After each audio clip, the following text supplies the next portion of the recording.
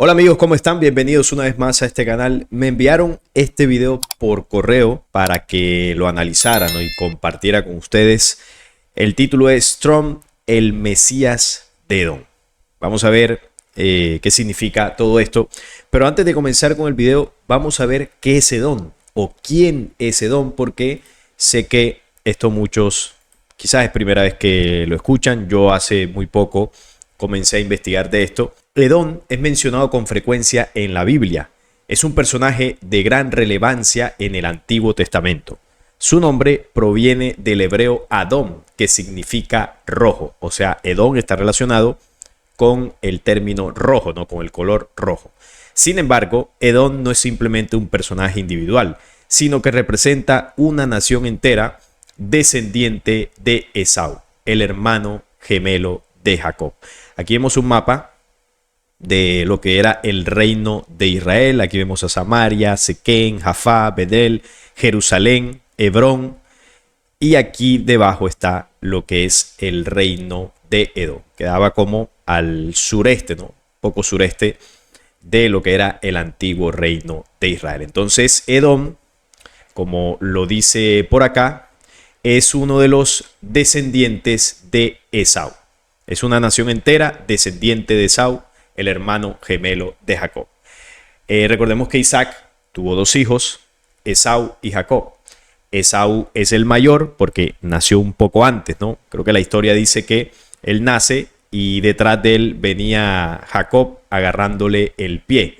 Eso es lo que cuenta la historia. Pero Esaú nace primero, por lo tanto era el mayor. Luego Jacob, haciendo pues una artimaña con su madre, le roban la progenitura por un plato de lentejas. Y ahí es donde Jacob se convierte pues en el heredero de Isaac y con el que Yahvé continúa el pacto. El origen de Edom se remonta al Génesis 25 al 30, donde se relata que Esaú vendió su derecho de primogenitura a Jacob por un plato de lentejas rojas. Entonces aquí el símbolo del rojo toma importancia porque Edom significa rojo, vendió su progenitura por un plato rojo de lentejas. Esto es particularmente significativo ya que Esaú era conocido como Edom debido a este episodio. También recordemos que Esaú era velludo. Se dice que le decían el rojo también por los vellos, ¿no? De color rojizo, era pelirrojo.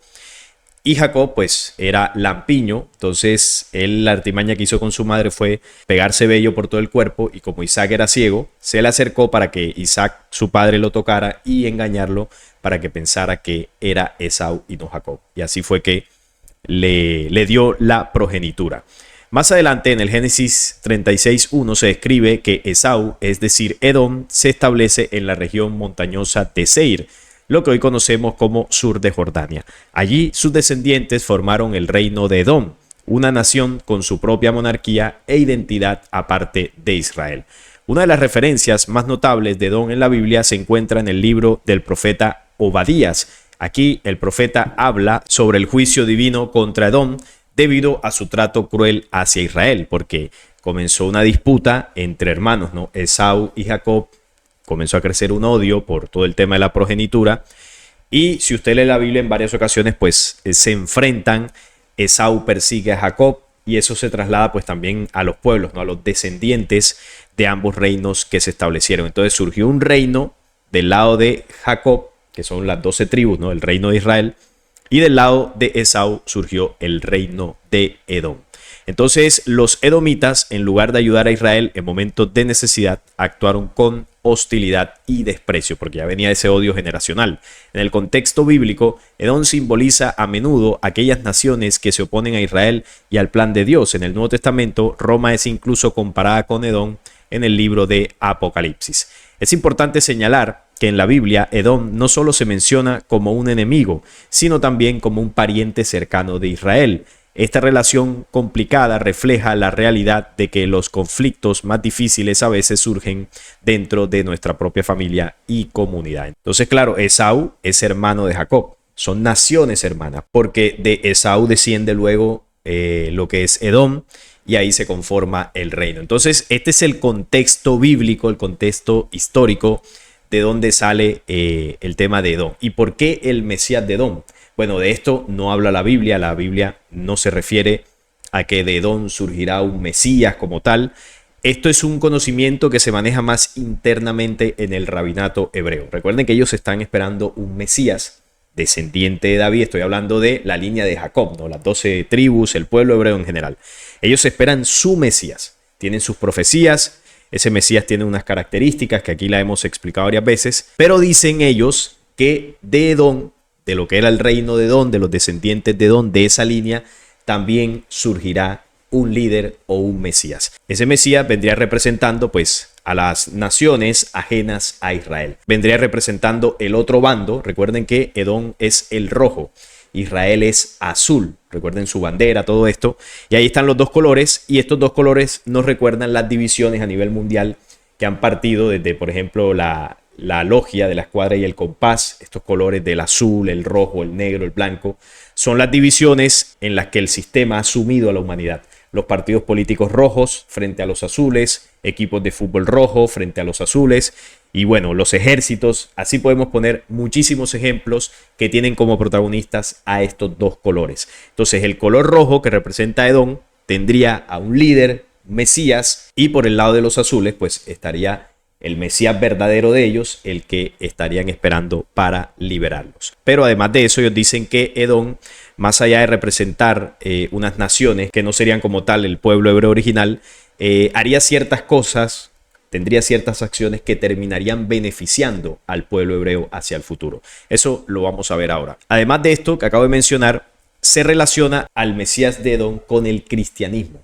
O sea que sería un líder que incluso se levantaría del lado del cristianismo, una de las religiones más importantes del mundo, y esta religión básicamente representa lo que es Occidente. El judaísmo representaría a Oriente y el cristianismo Occidente. Ahí están también los dos bandos en los que se divide el mundo, los rojos y los azules. La Biblia contiene numerosas profecías relacionadas con Edom y su destino final. En el libro del profeta Isaías, por ejemplo, encontramos referencias a la destrucción de Edom y su transformación en un desierto desolado. Sin embargo, también se habla de una restauración y redención futura para Edom en el reino milenario de Cristo. Entonces habría una sentencia. Recuerden que ya en este contexto, Edom estaría representando a Occidente en lo que tiene que ver también con el surgimiento y expansión del cristianismo. Se dice que hay una sentencia de que Occidente será destruido y que esto sucedería cuando aparezca el Mesías de Edom. Como dice acá en Isaías, que hay una profecía que menciona la destrucción de Edom y su transformación en un desierto desolado. ¿Por qué esto se traslada en el presente a Occidente? Porque el reino de Edom, ese que veíamos en el mapa, este que está acá, esto ya no existe en tiempos modernos. O sea que Edom en la actualidad representa otro símbolo, otras naciones que defienden unos intereses diferentes a los de Israel. Recuerden que son dos hermanos que se dividieron, tomaron caminos totalmente diferentes. En Isaías 34, del 5 al 6 se dice: mi espada se embeberá en el cielo, he aquí descenderá sobre Edom, sobre el pueblo de mi anatema, para hacer juicio. Estas palabras sugieren que Edom enfrentará un juicio divino y será castigado por su maldad. Sin embargo, en Ezequiel 35:15 se menciona una futura bendición para Edom cuando se establezca el reino milenario de Cristo. Entonces, miren cómo a Edom se le relaciona con el cristianismo, el surgimiento de esa religión, y que dentro de esa expansión del cristianismo hacia el futuro, en los lados de Occidente, se levantaría un representante de Edom o un Mesías de Edom. Y muchos lo relacionan con el fenómeno que está sucediendo con Donald Trump y su relación con el mundo evangélico, con el mundo cristiano, y bueno, esa aura de elegido y de Mesías que está teniendo. Quiero aclarar que esta visión de verlo como el Mesías de Edom no es algo que surja, ¿no?, en teorías de conspiración simplemente, o del lado de algunas corrientes evangélicas. Dentro del mismo rabinato hebreo en la actualidad se le ve como el Mesías de Edom. Ellos son los que lo señalaron con ese título. Ahora lo vamos a ver en este video. El Purim, o carnaval de los judíos, se celebra cada año en el mes de marzo. Aunque esto es más bien casual. La fecha real la da el calendario judío y es el 14 del mes de Adar. Como el calendario hebreo fluctúa, esa fecha suele coincidir con marzo. La fiesta de los disfraces es el número 7. ¿Por qué el 7? porque se celebra un día 14 de Adar, que son dos números 7. 7 más 7 es 14, o sea el 14 de Adar. Moisés nació en un año bisiesto, en un día 7, un 7 del 7. Pero es que además murió un día 7 de un año bisiesto de Adar, otro 7 del 7. Todo esto es numerología y también la famosa gematría que se utiliza en la cábala y todo esto. Ustedes saben que para ellos todo esto de los números es muy importante, representa símbolos, rituales, la numerología de su Mesías. Todo esto es muy importante para ellos y por eso siempre lo tienen en cuenta para estudiar ciertos acontecimientos y estudiar sus propias profecías. Por eso el video lo está mencionando. Nace y muere en 7 del 7. Por eso se dice que la ley de Moisés es la ley del 7, es la ley de los disfraces, una tremenda casualidad. Jacob se disfrazó de su hermano mellizo Esaú. Estos eran los hijos de Isaac. Ya en Génesis 25 en 23, Jehová le dice a Rebeca, que era su madre: dos naciones hay en tu seno y dos pueblos serán divididos. Es decir, con el nacimiento de los dos hijos de Isaac y Rebeca, Esaú y Jacob, se crearán dos naciones divididas para siempre y en guerra. Bueno, aquí está Abraham, el patriarca, los hijos principales que son Ismael e Isaac, que acá también del lado de Ismael se desprenden otras naciones que siempre estarían enfrentadas con la descendencia de Isaac. Aquí surgió la primera disputa cuando Jehová elige a Isaac, siendo el hijo menor, no el primogénito, lo elige por encima de Ismael. Entonces Abraham destierra a Ismael y a su madre Agar y se queda con Sara y su hijo Isaac. Bueno, que hemos hablado también en otros videos, que Isaac al parecer ni siquiera es hijo biológico de Abraham. Recuerden que Sara queda embarazada de Isaac cuando Jehová la visita. Ahí hubo una intervención de Jehová que llama la atención y que por eso lo habría elegido por encima de Ismael, porque Isaac llevaría la genética de los Elohim. Pero Ismael no. Ismael fue hijo de Abraham con Agar. Él sí pues tuvo dos padres biológicos, pero con Isaac sí está ahí el tema de la intervención de Yahvé. Por eso hace el pacto con él, sigue la línea por Isaac. Isaac tiene dos hijos también, que son Esaú, que vendría representando a Edom, el rojo, y por el otro lado está Jacob. Jacob también el menor. Entonces Jehová elige al menor por encima de Esaú, que era el que debería haber tenido la progenitura. Y lo elige ayudándolo a hacer una jugada, ¿no? Una jugada tramposa con su madre, que era lo que hablábamos ahorita, del plato rojo de lentejas. Entonces Yahvé alcahueteó esa situación, ese engaño que hizo Jacob y su madre para que la línea siguiera por el lado de él, ¿no? La progenitura. Y de ahí, pues, las 12 tribus de Israel, del lado de Jacob. Entonces aquí están las dos naciones divididas, el reino de Israel y el reino de Edom. De aquí surgiría un Mesías, ¿no? Descendiente de la casa de David, y de este lado descendería otro Mesías, que sería el Mesías de Occidente, el Mesías de Edom, el rojo, todo lo que hemos comentado. De Jacob salen 12 tribus de Israel, son los 12 hijos de Jacob que sacan cada uno una tribu. Y de la rama de Esaú, al final nacen los amalecitas, que son los que están en guerra eterna contra Israel, que es Jacob. Así lo describe la Biblia. Para entender la historia y los eventos, la Biblia hebrea es el mejor texto con primacía, es decir, una agenda de la antigüedad. Los amalecitas están en guerra contra Israel, es decir, los rojos están en guerra contra los azules. Los rojos contra los azules. Rojos Edom, los azules Israel. Es la misma división de siempre. Biblia de los dos hermanos mellizos. Los amalecitas, que vienen de Esaú, son los que llevaban la esvástica. Además, en Génesis 14 en 7, es decir, el 14, que son dos 7 y 7 es el triple 7. Siguiendo las líneas y las letras equidistantes, esa secuencia que existe, sorprendentemente, construida utilizando la primera letra hebrea de Amalek y la última, aparecen con esa secuencia, así en forma de esvástica. Bueno, aquí vemos la descendencia de Esaú, Edom, tiene relación con Judith, Ada, hija de Elón, Aholibama, Basemat. Bueno, y aquí están toda la descendencia que se describe en la Biblia. También tuvo Esaú, pues, bastantes descendientes, y de ahí se creó la nación de Edom, el reino de Edom. Resumiendo, el 7 son los disfraces, el 7 es Purim, y es más, lo celebran el 14 de Adar, el 14 del 7, cuando cae en bisiesto, por lo que lo hace aún más importante para ellos. Y el 2024 es bisiesto.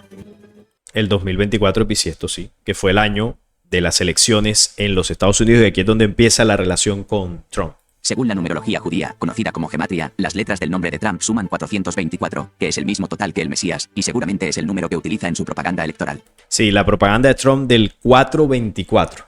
Recuerden el cartel que él utilizaba que decía Trump 424, que ahora lo vamos a ver, ya que en gematría, según los estudiosos de todo esto, su apellido Trump daría como tal ese número, ¿no? en gematría. Y ese sería el número del Mesías, el 424. El padre de Trump se llamaba de segundo nombre Christ Trump y su madre era Mary, Cristo y María.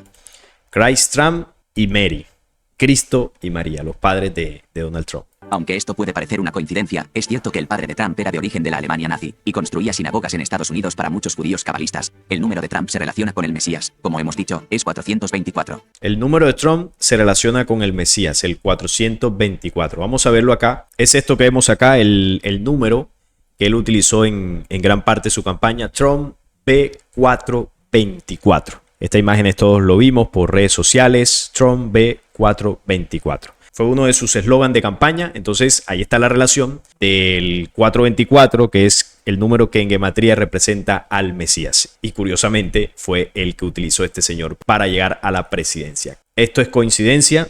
Yo no lo creo, pero bueno, cada uno saca sus conclusiones. Ver una transmisión casual de Trump visitando el Muro de las Lamentaciones, que es la parte del muro que queda del Templo de Jerusalén. Así que el 424 es considerado un número mágico. Observemos la hora en Jerusalén cuando Donald Trump toca el muro. Son las 4:23, instantes antes de que él tocara el Muro de las Lamentaciones. Ahí vemos que la hora en Jerusalén. Cuando lo toca, la hora justo está en el 4:24. Esto parecería coincidencia también, pero bueno, tantas coincidencias son extrañas. Marca las 4:23 y cuando coloca su mano son las 4:24. Otra casualidad más. Donald Trump se convirtió en presidente de Estados Unidos cuando tenía 70 años, 7 meses y 7 días. 70 años, 7 meses y 7 días. Eso fue en el primer mandato, ¿no? En el segundo mandato ya tendría 77 años, en 2024. Además, en el año hebreo 5777. Actualmente, Donald Trump tiene 77 años. De hecho, en noviembre de 2024 tendrá 78, que es cuando serán las elecciones de Estados Unidos, pero actualmente tiene 77 años. La Primera Guerra Mundial, que tuvo lugar del 14 al 18, resultó en la cesión de los territorios palestinos a los Rothschild, los principales sionistas, al menos públicamente. Así acabó la Primera Guerra Mundial cuando Estados Unidos entró y obligó a Inglaterra a ceder esos territorios que estaban en manos de Inglaterra a los Rothschild. Existe una carta firmada que confirma la cesión de los territorios a los Rothschild. Posteriormente, Hitler llega al poder y existen los acuerdos de Haavara, que son los pactos que hicieron los nazis con los sionistas para poblar esos territorios de la Declaración de Balfour de Palestina y así poblarlos con judíos alemanes. Eso es cierto, en los dos conflictos mundiales, todos los movimientos que hubo, los más fuertes, precisamente fue para preparar esos territorios para dárselos a los sionistas. Y también obviamente al pueblo hebreo para que llegaran ahí, se comenzaran a establecer y de ahí empezó pues la ocupación y los conflictos en Medio Oriente, o bueno, los conflictos más potentes en las décadas que han pasado desde 1948. Entonces, el primer conflicto bélico mundial, con la declaración de Balfour, ahí comenzó ya a prepararse el terreno para lo que iba a ser después del segundo enfrentamiento mundial, donde ya después se saca la resolución de la ONU.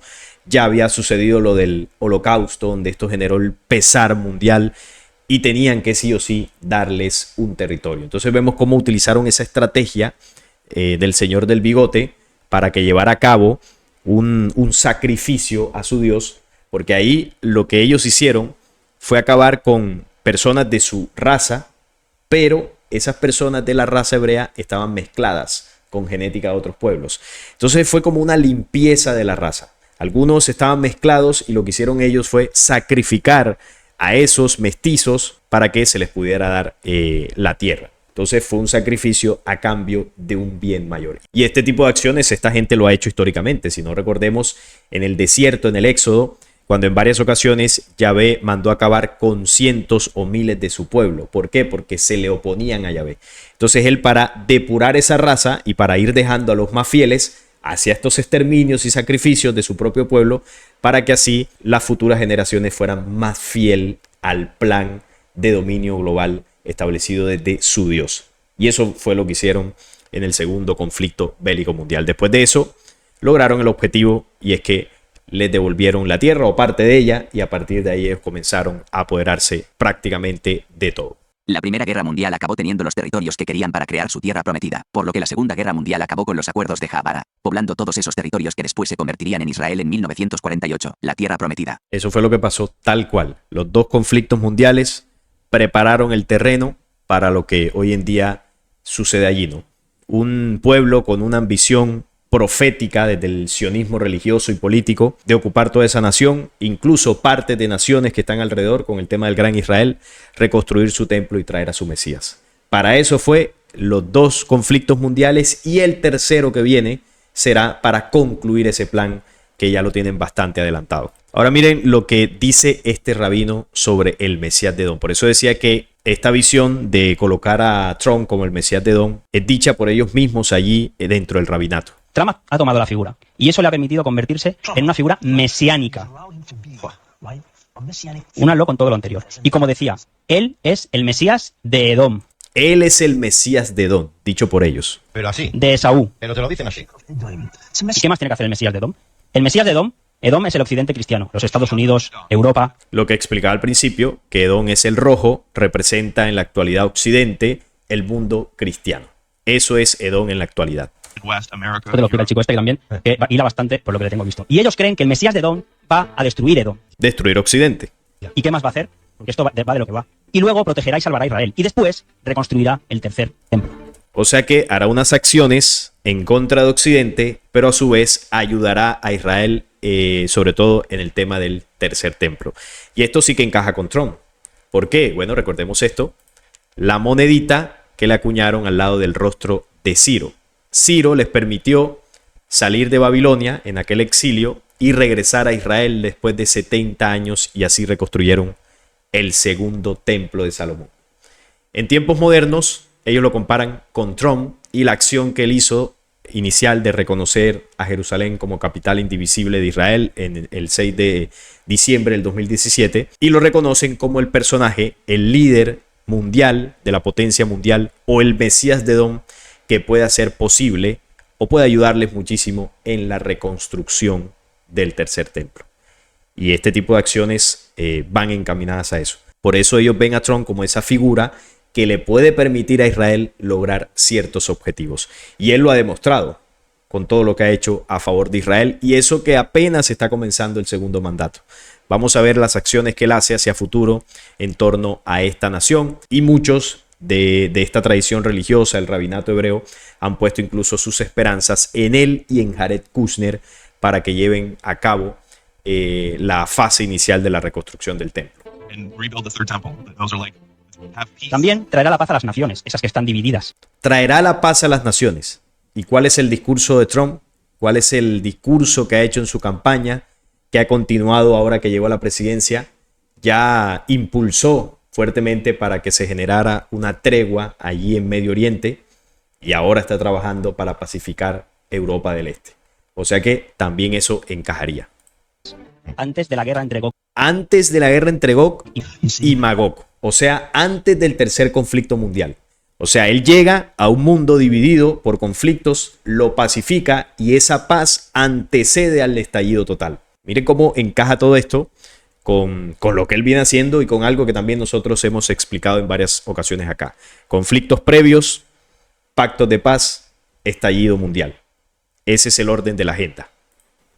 Y siendo fiel a la descripción, vuelve a hablar el rabino, él, Donald Trump, ha hecho cosas increíbles para el pueblo judío. Cosas realmente increíbles. Mudó la embajada de Tel Aviv a Jerusalén, reconoció Jerusalén, los pactos de Abraham, o ha facilitado las inversiones de su yerno allá en Israel, en el tema inmobiliario. Bueno, ha hecho una cantidad de cosas que en tiempos modernos ningún otro presidente ha hecho a favor de Israel.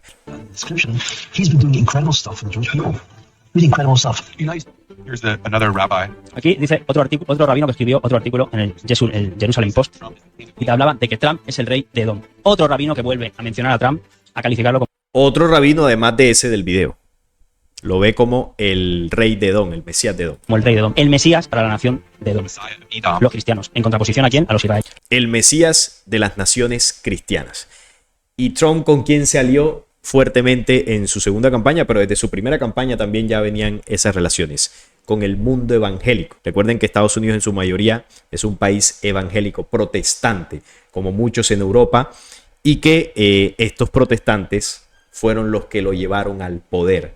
Le aportaron una gran cantidad de votos, se unieron, ¿no?, las iglesias protestantes y ahí está el representante de las naciones cristianas de Occidente. Así tal cual es. Lo llevaron allí y lo ven dentro de estas corrientes evangélicas como un enviado, un Mesías. Sobrevivió a 3 ataques, el de la oreja, bueno, todo este cuento que se montó en su campaña para hacerlo ver como el caudillo que sobrevivió a estos ataques y es el que va a llevar a una salvación a la humanidad. Es el que va a representar prácticamente, muchos así lo ven, el mensaje de Cristo o la misión de Cristo sobre la tierra. Así que esta visión que tienen los rabinos no está alejada de la realidad. Eso es lo que está ocurriendo. Por eso lo ven de esa forma. Israelitas, de su hermano Jacob. Y bueno, aquí también el chico te empieza a decir que por medio de QAnon Trump se ha convertido en su líder mesiánico, obviamente, y no para de compararse con Jesús a cada rato. Él mismo se compara con Jesús. El propio Trump muchas veces no solo lo hacen. Yo soy el elegido. Y dice, el tercer templo será construido por los descendientes de Edom. Es decir, por Donald Trump. No somos nosotros los que estamos hablando de Trump como el nuevo Mesías de Edom en este caso. El rojo, el de Saúl, el de los amalequitas, el de la Bástica, el de Europa, el que está enfrente de Israel, el que tiene que construir el tercer templo. Te lo están explicando y te lo están diciendo en la cara. Lo están explicando y lo están diciendo muchos rabinos en Israel. Ahora, yo no sé si él exactamente será el que reconstruirá el tercer templo. Eso habría que verlo. Pero creo que sí será el que va a facilitar que eso se inicie. De eso sí estoy bastante seguro. Habría que esperar igual. Pero que él como tal lo vaya a reconstruir, tengo mis dudas. Hará cosas junto a su yerno. Bueno, también está la posibilidad de que finalmente Jared Kushner pues represente al Mesías hebreo, al que verdaderamente ellos están esperando del lado de los azules, ¿no? Del lado de Jacob. Y este señor Trump facilite la reconstrucción para que Jared luego se siente ahí como líder mundial. Pero esto es una especulación. No estoy diciendo que Jared vaya a ser el anticristo como tal. Sabemos que es un candidato, pero hay que esperar. Le falta bastante para llenar ese cargo, ¿no? A nivel del mundo, pero sí hay que seguir siguiéndole la pista. Pero bueno, ahí está esto en puntos suspensivos. Trump sí va a hacer muchas cosas que le van a facilitar el camino a Israel, pero en el tema del tercer templo vamos a ver qué es lo que sucede. Entonces se le ve como el Mesías de Edom, y lo que decía estos titulares dentro del mundo cristiano, Trump es el Mesías del sionismo cristiano. El sionismo cristiano es aquel que apoya 100% el plan de Israel allí en tierra prometida, el tercer templo y toda esta historia. Titulares como este, Trump, el elegido por Dios, una profecía con trasfondo electoral. Así se ve del mundo evangélico, con esta aura divina, con esta aura de enviado de Mesías. Miren cómo le colocan aquí, la segunda venida del Mesías Trump. ¿Por qué? Porque es el segundo mandato. Ya tuvo el primero, ahora vuelve por segunda vez y en esta segunda ocasión se espera pues que ya culmine todos los planes. Trump, el nuevo Mesías. Entonces, esta visión de verlo como un Mesías, esto no es algo mío, no es que yo lo quiera ver así, no es que en algunas teorías de conspiración lo estén viendo así, no, es que del mundo evangélico lo están viendo así, lo tienen claro. Y dentro del rabinato lo ven como un Mesías, pero no el Mesías como tal de ellos que están esperando, sino lo ven como el Mesías de Edom, el Mesías que se levanta en Occidente del mundo cristiano, que va a destruir Occidente, que traerá una paz antes de un conflicto mayor, que al final terminará destruyendo Occidente y beneficiará a Israel con ciertos movimientos como el del tercer templo. Eso es lo que ellos ven desde allá, desde el rabinato, sobre la figura de Trump. Por eso desde Israel se celebró mucho que quedara por segunda vez este señor, porque ellos saben que él les va a ayudar a ejecutar sus planes por lo que vienen trabajando. Entonces, claro, ellos están muy contentos y por eso están a la expectativa de lo que él vaya a hacer en este segundo mandato. Y por supuesto aquí también estaremos pendientes. Esto era lo que quería compartir porque me enviaron el video al correo, me pareció muy interesante. Hay muchas cosas que encajan, por supuesto. Yo estoy de acuerdo en muchísimas de estas cosas. Hay ciertos detalles que de pronto le agregan como para hacerlo más espectacular, como para que la cosa tenga una aura un poco más mística, qué sé yo. Pero la mayoría de estos datos sí que se ajustan a la realidad y sobre todo porque esto surge desde la misma visión rabínica o de muchos de ellos. O sea, esto no es un cuento inventado por ahí. Así lo están viendo. Y cuando uno analiza y compara los datos, encajan bastante. Así que esto me pareció muy importante, muy interesante. Y ya las demás conclusiones, ustedes las sacarán y los estaré leyendo ahí en los comentarios para ver qué opinan de todo esto. Y bueno, por esta ocasión no es más. Espero que este video les haya gustado. Si fue así, les agradezco un like, la suscripción al canal y compartirlo para que llegue a más personas. Hasta la próxima.